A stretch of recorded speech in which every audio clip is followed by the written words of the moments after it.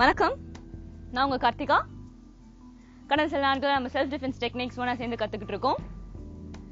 இன்னைக்கு இப்போ ஃப்ரீக்வெண்ட்டாக நடக்கிற ஒரு விஷயத்தை பற்றி தான் நான் இப்போ டீச் பண்ண போகிறேன். Chain snatching.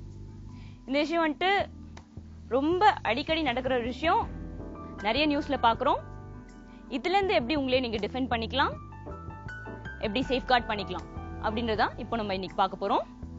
இன்னைக்கு இதுக்காக என் கூட ரிஷிகா என்னோட பார்ட்னர் இருக்காங்க. Welcome to the show Rishika. So chain ஸ்நாச்சிங்ல மெயினான விஷயம் என்ன அப்படின்னா, நம்ம அலர்ட்டா இருக்கிறது ரொம்ப முக்கியம். ஸோ ரோட்ல வாக் பண்றோம் அப்படின்ற பட்சத்துல நம்ம கண்டிப்பா வந்துட்டு கொஞ்சம் அலர்ட்டா இருக்கிறது ரொம்ப அவசியமான விஷயம். அந்த அலர்ட்னஸ் இல்லை அப்படின்னா ஆப்வியஸா செயின் என்ன நம்மளே கூட தூக்கிட்டு போக சான்சஸ் இருக்கு. ஸோ செயின் ஸ்நாச்சிங்க்கு நம்ம இப்போ ஒரு டெக்னிக்ஸ்க்கு போகலாம். ஃபர்ஸ்ட் டெக்னிக், இப்போ ஜென்ரலாக வந்து நம்ம வாக் பண்ணி போயிட்டே இருக்கோம்.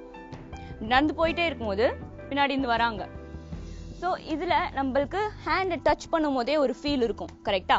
ஸோ அந்த டெக்னிக், அந்த தருணத்தில் நம்ம ஜஸ்ட் இப்படி டேர்ன் பண்ணி இப்படி அவங்க ஹேண்டை லாக் பண்ணி வைக்கிறோம். இங்கே லாக் பண்ணி வைக்கும் போது கூட சேர்ந்து நம்ம அட்டாக்கும் பண்ணிக்கலாம். ஸோ இந்த லாக் வந்து இன்னொரு வாட்டி பாருங்க, ட்ரை. ஸோ இங்கே ஒரு டேர்ன் பண்ணுறோம், இங்கே போடுறோம் இந்த பார்ட். ஸோ இந்த பார்ட்ல வந்து நம்ம எல்போக்குள்ள அவங்களோட ஹேண்ட் இருக்கு. ஸோ இதுல வந்து நம்ம லாக் பண்ணி வச்சோம் அப்படின்னா நம்ம we can just proceed. ஒன்று வந்து நம்மள கிட்ட இருந்து அவங்க அதுக்கு மேல செயினை ஸ்நாச் பண்ண முடியாது. ஸோ ரிலீஸ் ஆயிடுச்சு. இன்னொன்று வந்துட்டு நம்ம அட்டாக்கும் பண்ணிட்டோம். ஸோ அந்த இடத்துல இருந்து நம்ம ஈஸியா நம்மள சேஃப்டி பண்ணிக்கலாம். இது one of the techniques. Next டெக்னிக்கு போகலாம். ஸோ இப்போ நம்ம வாக் பண்ணிட்டே இருக்கோம். அப்போ திடீர்னு வராங்க ஒருத்தவங்க. அந்த சமயத்துல நம்ம கொஞ்சம் அலர்ட்டா இருந்தோம் அப்படின்னா நம்ம மிஸ் பண்ணிடலாம். மிஸ் பண்ணிட்டு அதுக்கு அப்படியே கொஞ்சம் டாச் பண்ணி இப்படி போகணும் அப்படின்னாலே வந்துட்டு ஏதோ நம்ம அட்டாக்கும் பண்ணலாம், அவங்க சைட் திரும்பணும் அப்படின்னா புஷ்ஷும் பண்ணி ரிலீஸும் பண்ணலாம். இதுக்கு நீங்க பாத்தீங்க அப்படின்னா லெக்கை நீங்களும் எங்க கூட சேர்ந்து பண்ணுங்க. இங்க இருந்து ஷோல்டர்ல இருந்து 1.5 விட்க்கு வைக்கிறோம். இப்படி பேக் போன் ஸ்ட்ரெயிட்டா அப்படியே மிஸ் பண்றோம். ஸோ இங்க இருக்கிறோம் அப்படின்னா ஜஸ்ட் நார்மல் இப்படி சிட் அப்ஸ் பண்ணுவோம் இல்லையா? ஸோ இந்த மாதிரி உட்காந்து எழுந்துக்கிறோம். ஸோ அப்படிதான் வந்து நம்ம இதை மிஸ் பண்றோம். இது மிஸ் பண்ணும்போது இன்னொன்று இது கூட நீங்க ப்ராக்டிஸ் பண்ண வேண்டியது இந்த டாஜ். இங்கேருந்து இப்படி போறோம், இப்படி போறோம், இந்த பொசிஷன்ல இப்படி போறோம். ஜஸ்ட் ஒரு நார்மல் டான்ஸ் ஸ்டெப் ஆட்டும். அப்படியே 1 2. ஸோ இதுல வந்துட்டு நீங்க அப்படியே உட்காந்து கம் அகேன். ஸோ இப்போ ஸ்நாச் பண்ண வராங்க, டேர்ன் பண்ணும்போது அப்படியே மிஸ் பண்றோம், அப்படியே டாஜ் பண்றோம், அட்டாக் பண்றோம், அப்படியே திரும்பி புஷ் பண்றோம். ஸோ இதுவும் சிம்பிளான டெக்னிக் தான்.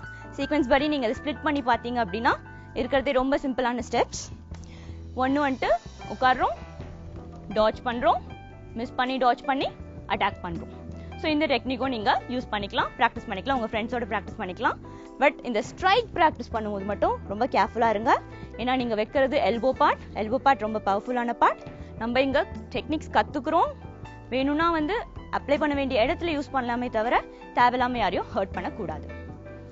ஸோ நம்ம நெக்ஸ்ட் சிச்சுவேஷனுக்கு போகலாம். நெக்ஸ்ட் அதே மாதிரி செயின் ஸ்நாச்சிங்லேயே இன்னொரு டெக்னிக் பார்க்கலாம். ஸோ இப்போ செயின் ஸ்நாச் பண்ண வராங்க. அப்போ இங்க நீங்க திரும்புறீங்க, திரும்பி இப்படி பிளாக் பண்ணதோட சேர்ந்து ஆப்போனண்ட்டை அட்டாக்கும் பண்றீங்க. ஸோ இது வந்து ஜென்ரலா வந்து ஒரு ஸ்லாப் வந்து ஜென்ரலா எல்லாருக்குமே ஒரு விஷயம். ஜஸ்ட் எடுத்து அப்படியே தான் ஸ்லாப் பண்றோம். ஸோ அதுல வந்துட்டு ஒன்ஸ் அகேன் ஸ்லோவா காமிக்கிறேன். வாங்க, இங்க திரும்பி லாக் பண்ணி வச்சிருக்கீங்க, இப்படி ஸ்லாப் பண்றீங்க. ஸோ இந்த பார்ட்ல வந்துட்டு அவங்க உடனே வந்து இந்த கையை வச்சு அட்டாக் பண்ண முடியாது. ஏன்னா அவங்க எடுக்கணும் அப்படின்னாலும் உங்க கையை தாண்டி தான் அவங்க அட்டாக் பண்ண முடியும். அதுக்குள்ள நீங்க அட்டாக் பண்ணிட்டீங்க அப்படின்னால உங்களை ஈஸியா நீங்க சேஃப்கார்ட் பண்ணிக்கலாம். ஃபைனலா இன்னும் ஒரே ஒரு சிம்பிளான டெக்னிக் செயின் ஸ்நாச்சிங்ல பார்க்கலாம். இதுக்கு முன்னாடி நீங்க ஒரு ஸ்மால் ஒர்க் அவுட் பண்ணணும். இங்க இருந்து இப்படி ஜம்ப் பண்றீங்க, திரும்பி ஜம்ப் பண்றீங்க. ட்ரை பண்ணுங்க. Jump, yes, back, jump. Exactly. So இந்த ஜம்பிங் டெக்னிக் தான் இப்போ இதை செயின் ஸ்நாச்சிங்க்கு எப்படி எஸ்கேப் ஆகுது அப்படின்னு யூஸ் பண்ண போறோம். இந்த ஒரு டெக்னிக் வந்து பாத்தீங்கன்னா ஓரளவுக்கு நம்ம இப்போ அலர்ட்டா இருக்கும், நமக்கு பின்னாடி யாரோ வராங்க அப்படின்னு சொல்லிட்டு நமக்கு கொஞ்சம் தெரிஞ்சிடுச்சு. அப்படின்ற தருணத்துல இந்த டெக்னிக்கை நீங்க யூஸ் பண்ணிக்கலாம். ஸோ இப்போ நீங்க போயிட்டே இருக்கீங்க, ஓரளவுக்கு உங்களுக்கு வந்து ஒரு ஃபீல் இருக்கு யாரோ வராங்க அப்படின்னு சொல்லிட்டு. ஸோ அவங்க டச் பண்ண வரதுக்கு முன்னாடி அப்படியே ஒரு ஜம்ப் பண்றீங்க, அப்படியே ஜம்ப் பண்ணி புஷ் பண்றீங்க. ஓகே? ஸோ இன்னொரு வாட்டி ஸ்லோவா காமிக்கிறேன். அவங்க பின்னாடி வந்துட்டு இருக்காங்க, கிட்ட வராங்க, அப்படியே ஜம்ப் பண்றீங்க, அப்படியே திரும்பி ஜம்ப் பண்ணி புஷ் பண்றீங்க. ஓகே? ஸோ இதுதான் 4th டெக்னிக்.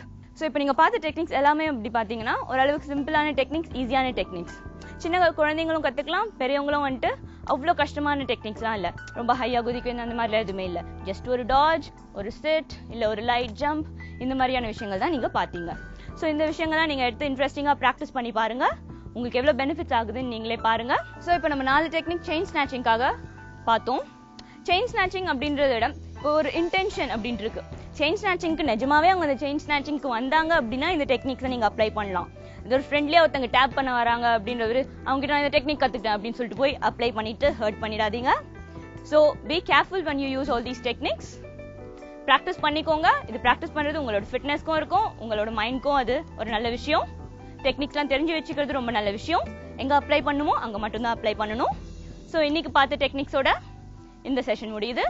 இன்னும் சில டெக்னிக்ஸோட நாளைக்கு உங்களை சந்திக்கிறேன். Until then, நன்றி, வணக்கம்.